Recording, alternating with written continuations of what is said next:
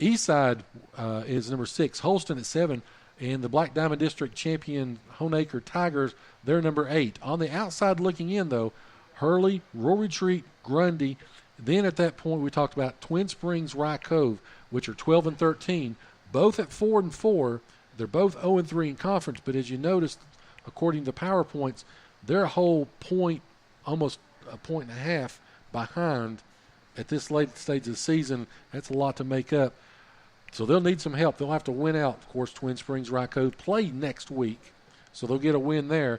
Of course, like I said, in Twin Springs playing Thomas Walker this week. So I'm kind of surprised at Hurley. I know you were really high on them at the start of the season. I don't think things quite panned out the way that you thought they would. Yeah, they've run into a few teams with speed, and that's the thing. If you go toe-to-toe with Hurley, you're going to get beat because they are big and strong. They don't have a lot of that speed if you can get on the outside. Gate City was able to do that. Levi and Carson in that scrimmage early in the season, they were able to, again, get outside and do some things which put them in a bad position. So right now, though, as you can take a look, though, teams 8 through 13 are all 4 and 4. So there's going to be possibly a lot of things mixing and matching as we get ready for the playoffs in 1D. So, Chris, I know everybody's been waiting for it, so let's do it. Tweet it or delete it with Mr. Carr. Again, what happens here, we write something out, send it to him, and he would either say he would tweet this as a fact that he believes, or he would, after thinking about it, probably delete it. So let's talk about the first thing. Despite his accomplishments, cerebral approach to the position, and the revolutionary way he has played the game, Peyton Manning can never be considered a better quarterback than Tom Brady. Would you tweet that or would you delete that? Seriously? Delete it. What? It takes a team to win a Super Bowl. Uh-huh. Tom Brady has had that team more so than Manning. I think Manning's neck issues shortened his career, potentially kept him away from what could have been a couple more Super Bowls. Who knows? When it comes to game prep, execution during a game, there has been none better than number 16 at UT, 18 for the Colts.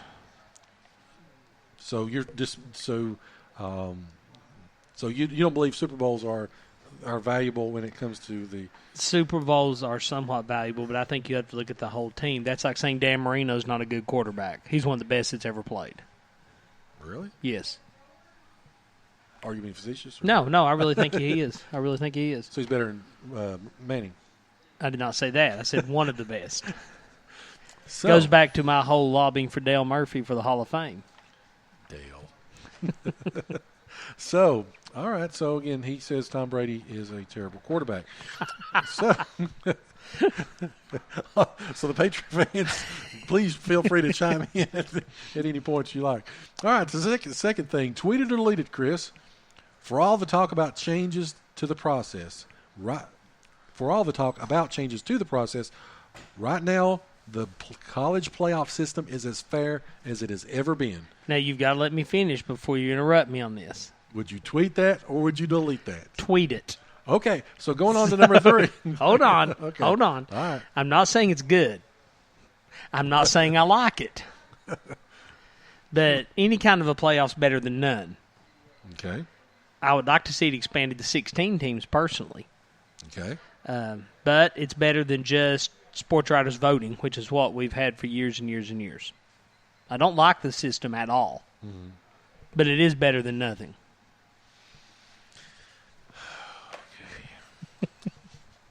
Speaking of, did you see the latest bowl projections by ESPN? Yeah. What? They've got UT potentially in the Gator Bowl.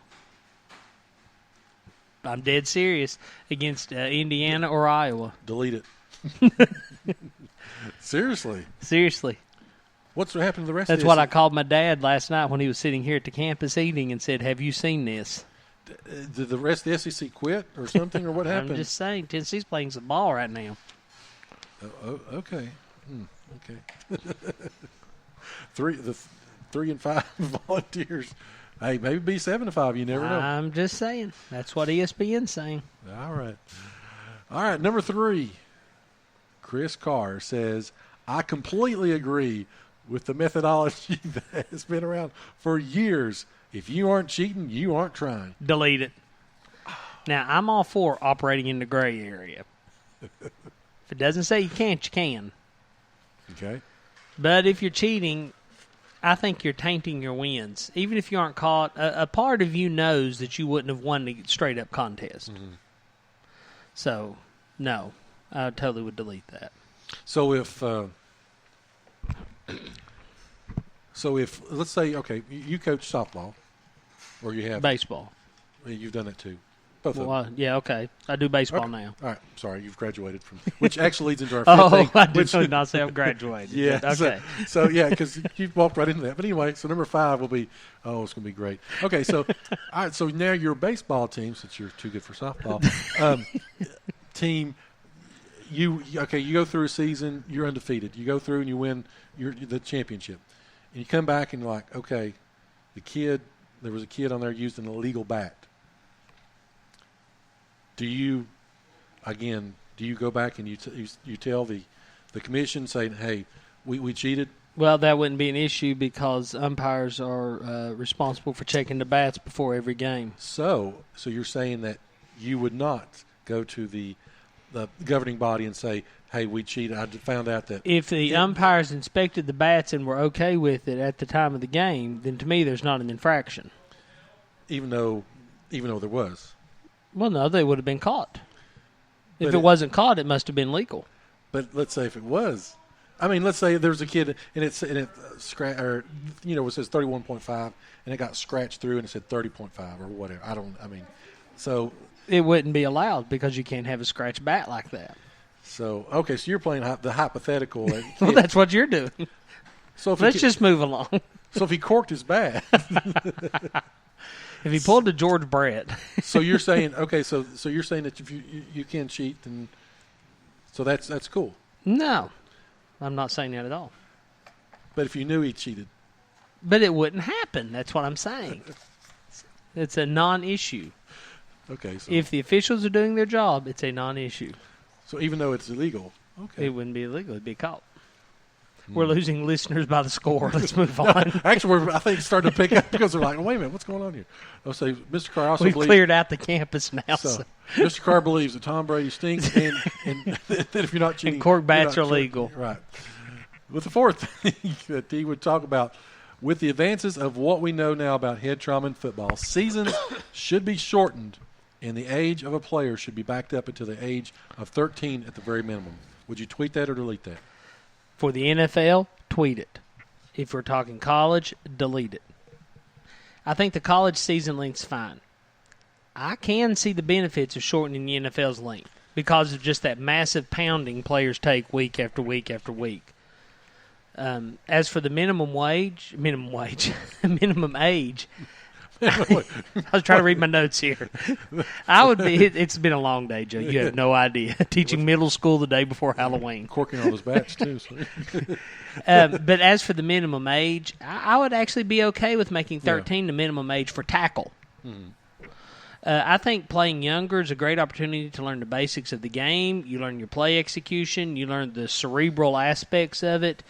I could see potentially holding off till 6th grade on tackle. I think I'd be okay with that. Yeah, I do too as well. I think that Nothing wrong with a little flag football. Of course, the inertia of or the development or the growth of football in itself is such a money machine in college and in the pros. I don't ever see them. They're going to want more and more and more. Right. Unfortunately. But like I said, John, you're just talking about just massive size of people now. I mean, William the Refrigerator Perry was just average by today's standards. And so, I could understand shortening that. College, it's not so much, I don't think. But going back to the age group, too, tackling under 13, you've got kids that really don't know what they're doing when it comes to tackling. And I think a lot of injuries come about as a result of that. I do as well. All right. Well, we agree on something. Yes, we do. Because that's you. You like to cheat, and you think Tom Brady is horrible. Okay, so we are just kidding, folks. So it's all in fun. The fifth and final thing, which you really yeah.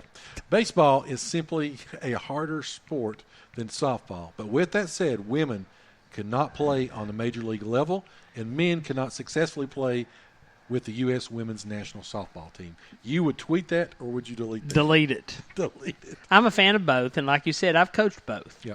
I have said for years, because middle school kids always like to pick at each other, and every single year I get asked which is harder. And your answer is? My answer is, strictly in my opinion, and you got to let me finish, The Chris Carr opinion is? it's harder to hit a baseball, but it's harder to get on base in softball.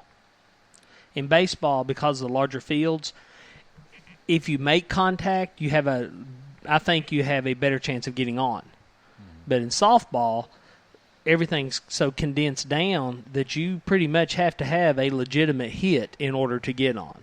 So I think it's easier to make contact with a softball, but harder to get on base, if that makes sense. Nope. The closeness of the pitching rubber in softball requires batters to have faster bat speeds in softball. I've seen the math on that.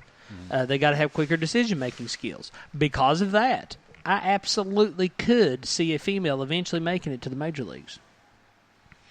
And I wouldn't have any problem with it. I don't know about the arm strength maybe playing deep right field, but I could see infield. Potentially a female playing. I'd be all right with it. Especially if they could hit 400 and lead off for the Braves. Okay. Do you think that a Major League Baseball player could play softball? I think so. You know, the trajectory of the ball, the underhand, and again, all the things they do with it. Of course, it's just me knocking around with my daughter in the yard after coaching baseball. When I'm trying to hit a softball, it takes me a little bit to come back to it, or even throwing one. But you can, you adjust. I think Major League. I think it could go either way. And of course, you're talking about pitchers. In the women's, they can have one or two pitchers that pitch, hundreds of innings. It's the mechanics for throwing Right. underhand versus throwing overhand. You'll completely destroy your shoulder. But I mean, going back to the quote you tried to get me in trouble with about the strength of females versus males in basketball. I don't know that a female pitcher could throw Randy Johnson speed fastballs consistently day after day, or for a career. But like I said, I could see infield. Women could be just as quick at shortstop as men, I think, and they could have enough zip on the ball to get it first. Of course, Monet Davis a couple years ago in the Little League World Series was pitcher. Of course, now she is playing softball. Did she go is it Baylor? Was that where she ended up? Not real sure. I'm not sure. I'm not sure as well. But again, she talked about. I actually didn't know she was playing softball anywhere. Mm-hmm. Oh, okay. She changed because, of course, in terms of scholarship offers and everything like. But she also cited the aspect of throwing over, throwing over as well as under. The mechanics of the shoulder and now that I think about it, I could potentially see maybe a female Phil Necro coming in throwing the knuckleball. Good possibility. I wouldn't say it wouldn't even potentially happen during our lifetime. I'd be all right with it. We'll have to get Coach Kara know which of the Lady Devil softball team. Of course, they just concluded a great 2-day camp a few weeks ago. Of course, we'd love to be able to do a few of their games as well. This year, of course, I'd like to bring her on as well to talk about softball. And I will say this, too, if I can interrupt you for just a second. Yes, you may. There were some middle school boys jawing one day when my daughter was in middle school. So I put them both out there and lit them up with some ground balls, and Claire showed them up. Really? Yeah. Of course, that she's a good softball player, but she's a good fielder as well. She's all right.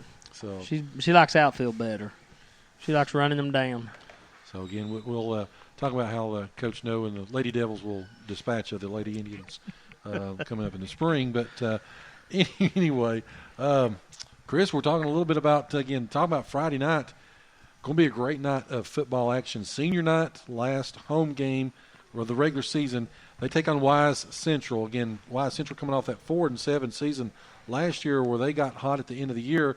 They